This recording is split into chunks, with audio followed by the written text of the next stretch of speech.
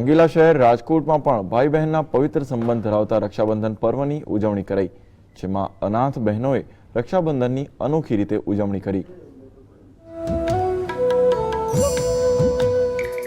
દેશભરમાં રક્ષાબંધનના પર્વની ઉજવણી થઈ, પરંતુ રાજકોટમાં અનાથ બાળકોને વિદ્યાર્થીઓએ રાખડી બાંધી ભાઈ બહેનના પર્વની ઉજવણી કરી।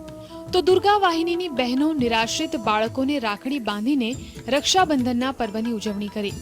આ પ્રસંગે એક દંપતીએ કુમાર છાત્રાલયના એક અનાથ બાળકને દત્તક લીધું હતું। અમારે ત્યાં રહેતી 95 દીકરીઓ, અહીંયા રહેતા 84 દીકરાઓને રક્ષાબંધન કરશે। 50 એવા વિદ્યાર્થીઓ આવ્યા છે કે જેને પોતાની બેન નથી।